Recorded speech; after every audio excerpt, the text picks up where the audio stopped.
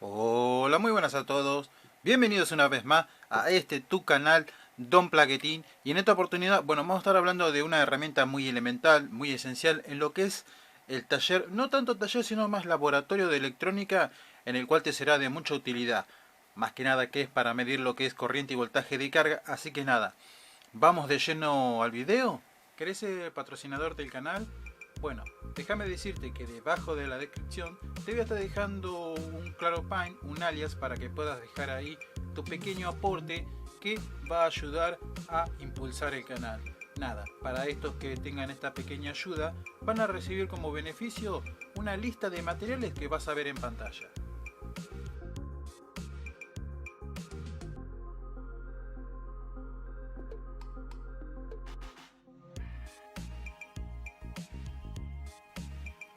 Nada, si quieres ayudar un poco al canal, no te olvides de dejar tu pequeño donativo.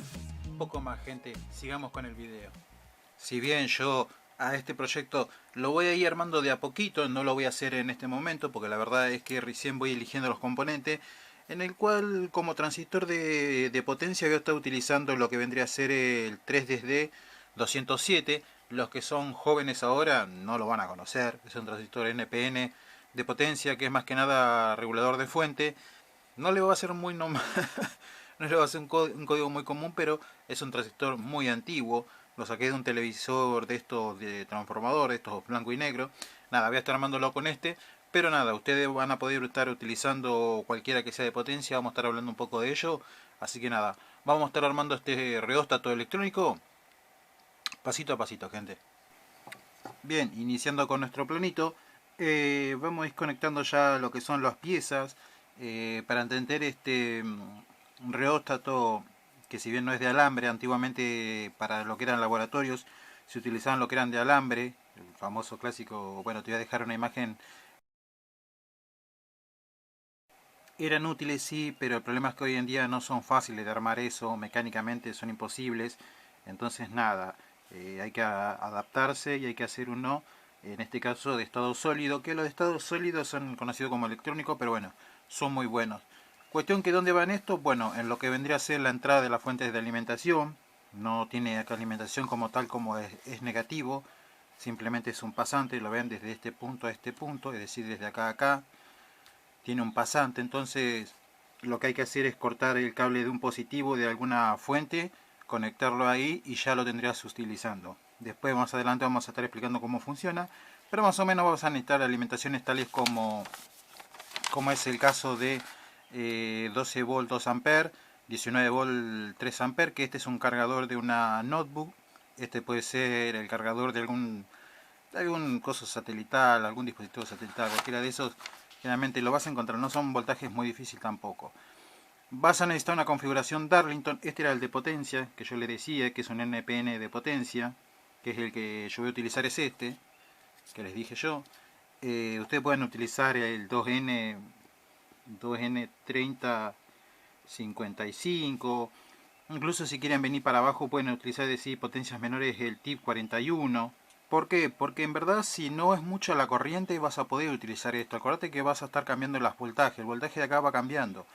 Siempre debe estar, qué sé yo, si por ejemplo el dispositivo que vas a alimentar es un cooler de 24 volt, con 30 está bien y el transistor no va a sufrir tanto y no es necesario poner el 3055, sino con el TIP 41 te va a funcionar. Es decir, por ejemplo, yo pongo una carga acá, ¿no? De un ventilador cooler. Un cooler de 24 volt, pongámosle. Y yo quiero probarlo porque quiero poner un driver. Quiero saber cuánto es la corriente. Bueno, de acá le voy a empezar a subir desde el potenciómetro. Va a incrementar el voltaje y van a ver que no necesitas 24. Te va a quedar, por ejemplo, 18. En 18 volt te va a consumir este en total, capaz que en 24 te consume 150 mA, ¿no? Y capaz que con 18 volt queda anclado en casi 800 mA. Y van a ver que ya empieza a moverse la asta y a generar una corriente de aire. Y por ahí vos decís, mira, con este flujo de corriente de aire, el ventilador no emite sonido, de decir, no está con ese famoso ruido que es molesto, pero hace circular el aire de adentro. Entonces voy a decir, mira, con 18 volt me va muy bien. A la misma vez consume muy poca corriente, gasta muy poca potencia, lo voy a alimentar con 18 volts. Entonces, este reóstato, es decir, los reóstatos, se necesitan para encontrar los puntos necesarios de carga de los equipos. Entonces, vos ya sabés que con 24 volts es el voltaje, es decir, que viene de fábrica, que te va a decir alimentarlo con esto, pero más o menos sabés que con este voltaje y esta corriente ya lo haces funcionar a tu gusto. Entonces, esos puntos se consiguen utilizando estos reóstatos para saber cuál es el voltaje y la corriente. Más que nada es para eso este tipo de dispositivo. Bien, está hecho con una configuración Darlington que vendría a ser emisor-emisor. Es decir, sin este transistor no va a funcionar porque acá tiene un problema que es la corriente. Entonces sí o sí no vamos a poder utilizar un escenario y un potenciómetro como tal. Vamos a necesitar esto para cosas. Que es el 548. Volvemos a lo mismo. Puede ser el 548, puede ser el 1815, puede ser el 945. Vamos, los transistores que siempre utilizo en mi canal. Que incluso puede ser el 2N2222. Es decir, ¿se acuerdan? Es el clásico. Pueden utilizar 1000 tipos de transistores. No, con que sea de 100 mA alcanza y sobra.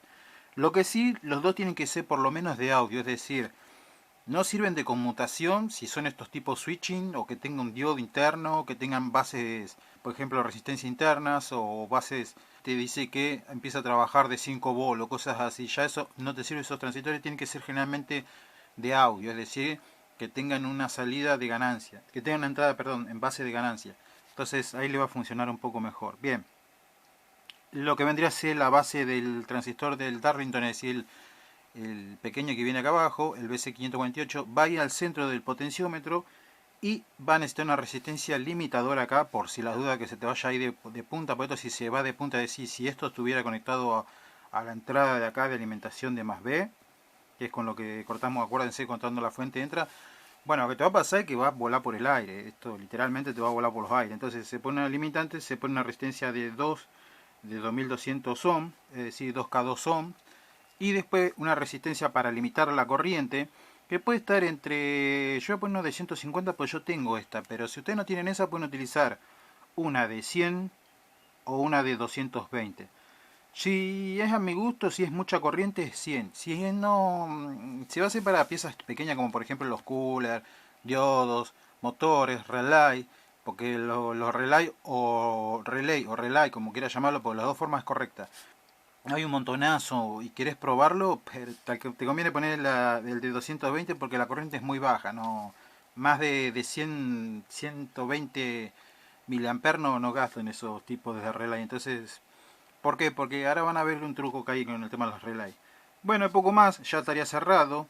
Acá ya sería la salida, out. ¿Y qué pasa? Claro, lo que vendría a ser el negativo, ¿no? Pues yo les dije que este circuito no lleva negativo porque se intercala en serie, o sea, vendría a ser que acá está una carga, pongámosle que acá hay una lámpara, es la carga, la entrada a la fuente, esto estaría en serie con la carga, ¿sí? Entonces, la masa no lleva masa como, es decir, ni masa ni negativo, no lleva como tal, entonces quedaría como algo así como se dice pasante, es decir, pasa de largo. Pasante, pasa de largo. Buena palabra esa, ¿eh? Pero literalmente es lo que pasa. ¿Ven? El negativo es de punta a punta, entonces no hace falta poner un cable. ¿Por qué voy a poner un cable si en verdad pongo una bornera, clavo un positivo de entrada y el positivo que vaya a alimentar la carga y ya está? Se utilizaría de esta forma. Nada, vamos a hacer un pequeño par de pruebas con el simulador, porque con esta forma de decir para armarlo me va a llevar tiempo. Y vamos a estar probando estos foquitos, porque muchos dirán, ah, esos foquitos se alimentan de 3 volts. No, te sorprendería que estos foquitos los podéis impulsar. Es decir, vos siempre lo tenés que tener abajo, es decir, que acá en la salida tiene que haber 0 volts. Le pones una carga menor y acá queda abajo, es decir, el potenciómetro estaría acá, yendo para abajo a escala, ¿no? Y, perdón, bajo escala es para acá, para este lado. Ahí estaría bajo escala.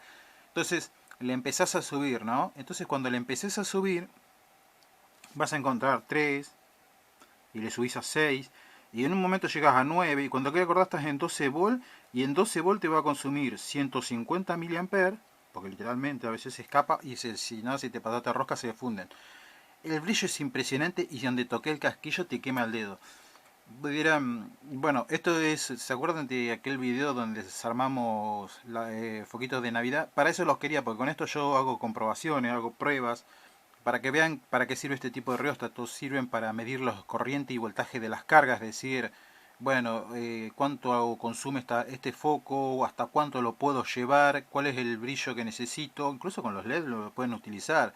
Hay mil funciones que tienen un rheóstato, por eso siempre son necesarios en los laboratorios, más que nada si te dedicas a la electrónica, tanto de armado o de puesta en práctica. Así que nada, vamos a la simulación. Van a ver que tiene un par de detalles la simulación. ¿Por qué? Porque no es lo mismo, por eso yo digo siempre, no es lo mismo hacerlo en tu taller que, por así decirlo, que hacerlo en un simulador. El simulador te va a engañar muchas veces, y ahora, por ejemplo, vamos a comprobarlo con este diodo LED, ¿no? En el cual yo lo conecto acá, lo que vendría a ser, ya tengo el amperímetro. Esto vendría a ser el amperímetro poniendo el tester en ampere, para medir ampere, y esto para medir voltaje.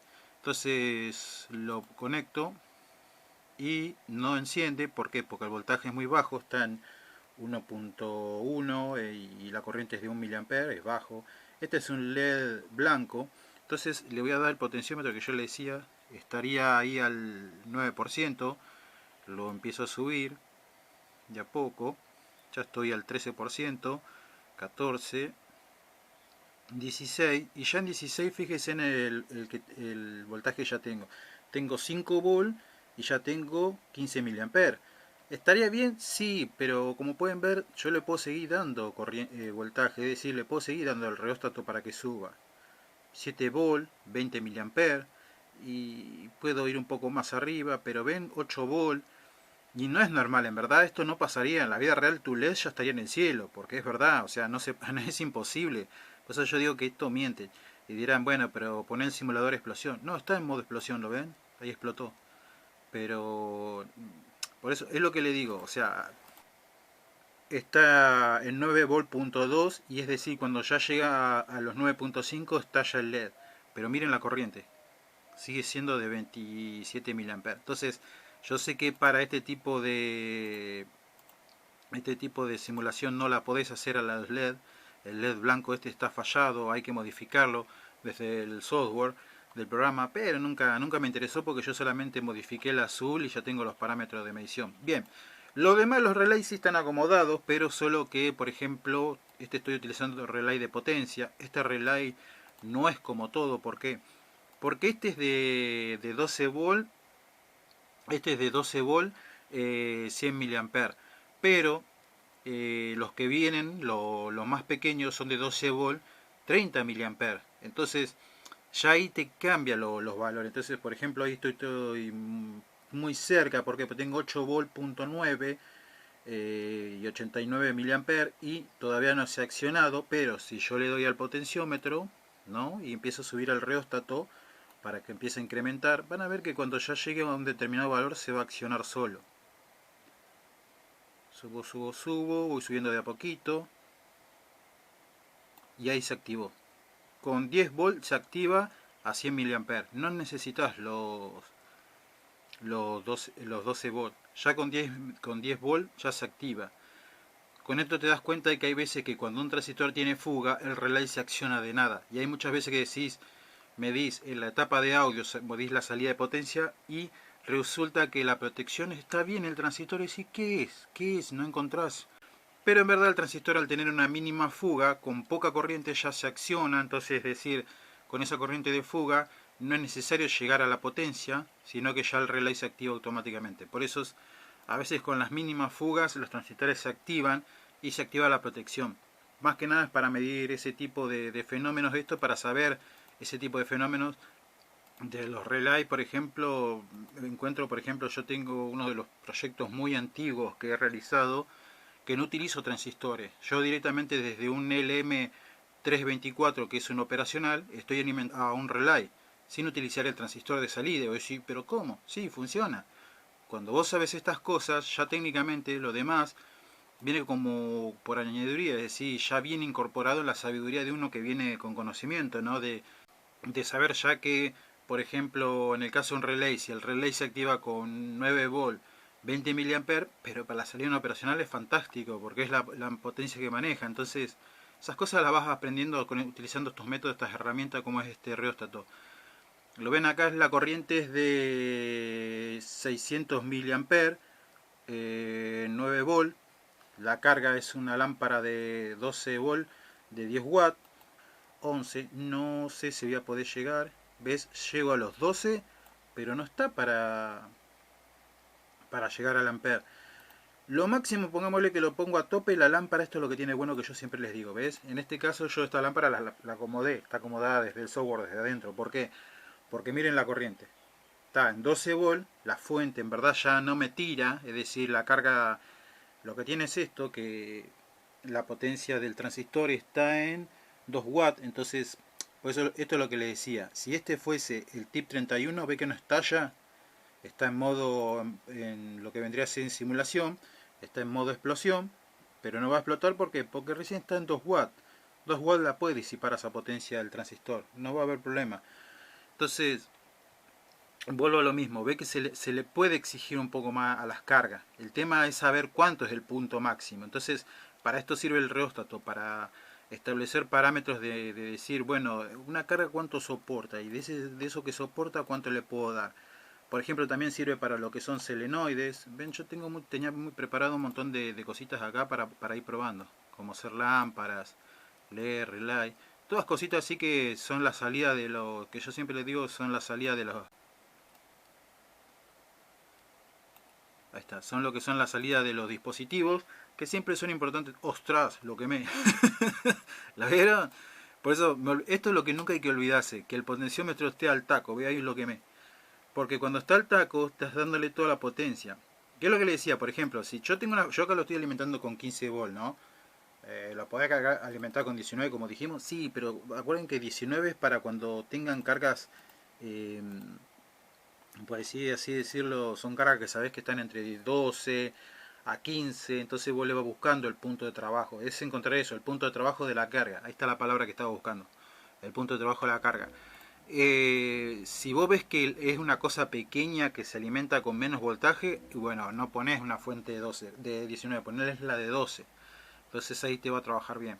Bien, acordate siempre del potenciómetro tenerlo abajo, porque vieron lo que pasó por haberme olvidado arriba, me llevé por delante la carga.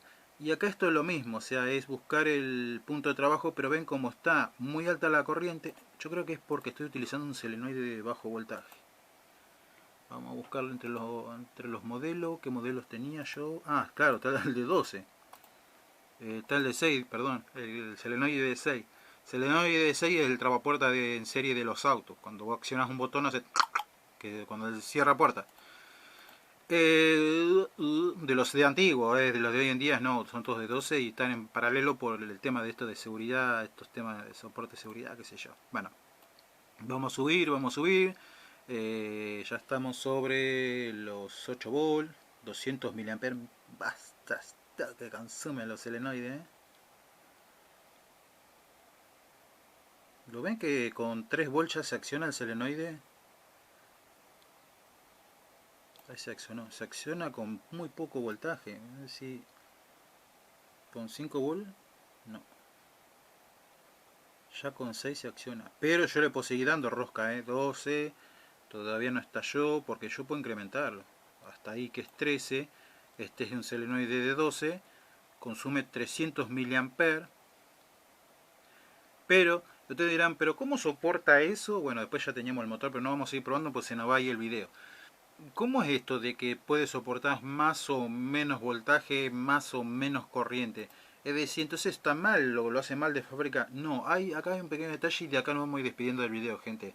Ya para último les digo que por ejemplo le queda que lo pueden armar así, es decir, con un conector. Yo igual voy a estar dejando el diagrama. Los dos transistores, el potenciómetro. El potenciómetro, por favor, que sea nuevo. No uses uno reciclado o a menos que estés seguro. Si estás seguro, usa uno reciclado. ¿Qué pasa? Si llega a tener un salto o la lámina no hace buen contacto, o tiene esta famosa que tiene suciedad y tiene chasquillo así, chasquido, perdón, nada, te va a terminar quemando todo. Así que mejor comprate uno nuevo que tenga un buen desplazamiento, tiene que ser uno lineal, acordate. Y después las dos resistencias que son muy básicas, las puedes sacar de un circuito. Ya pueden ver acá estoy utilizando una de 220 porque este es un rheostat básico, la de 2.2, y como podrán ver va dentro de una placa o lo puedes montar aéreo, da igual. Ven, no tiene masa, es entrada salida, in out, es decir, la de arriba es la entrada, la de abajo es la salida y ya está. Esto directamente iría conectado a un coso. Bien, con lo que le decía con el tema de lo que vendría a ser las cargas, de que ¿por qué esto de que se alimenta con un voltaje y con otro, pero me están engañando? No, yo le voy a explicar. En un relay yo lo puedo alimentar con 9 volt, sí. Lo puedo alimentar con 9 volt y se va a accionar. Obvio que no este, porque este es de 100 mA, pero los que son de hasta un rango de 50 mA se accionan con 9 volt. ¿Cuál es el problema que tiene de accionarlo con ese voltaje?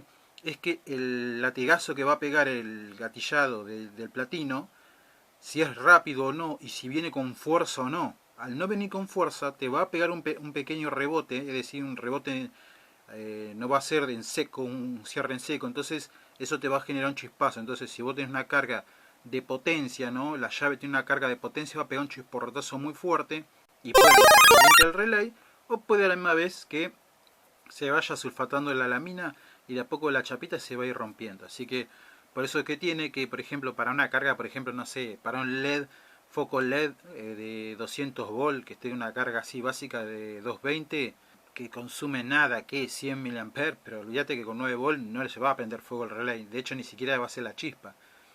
Para ese caso sí te funcionará bien, pero en el caso de que sea un motor, como por ejemplo el motor de un lavarropa, no, porque el relay al estar alimentado con muy poca corriente, no te conviene porque al relay, el no cerrarse de forma violenta, va a generarte un arco en la llave y se te va a terminar quemando al tiempo, si no es que a la misma vez resetea el circuito, pongámosle que tenga con un programador o una memoria o un oscilador, un CMOS, esos generalmente los resetea y los vuelve de vuelta a cero y se vuelve a accionar. Entonces, en ese caso, cuando hay cargas inductivas hay que tener cuidado. Por ejemplo, el solenoide, recién probamos, no es lo mismo un solenoide con toda la fuerza que tire un resorte hacia atrás que un solenoide que apenas haga un poco de fuerza. ¿Se entiende? Esas cosas uno las va midiendo, va viendo de dónde se puede ahorrar. Por eso, como herramienta de laboratorio, créanme que tengo muchísimo para hablar porque es un circuito que es muy hermoso. La verdad, yo cuando lo usaba me lo tengo que volver a armar porque estaba probando un par de cosas ahí, sobre todo con el tema LED. Nada, me lo tengo que volver a armar y busqué el diagrama, así que nada, gente. Lo dejo por acá, se está haciendo muy extenso. Será hasta la próxima. Chau, chau, chau. Chau.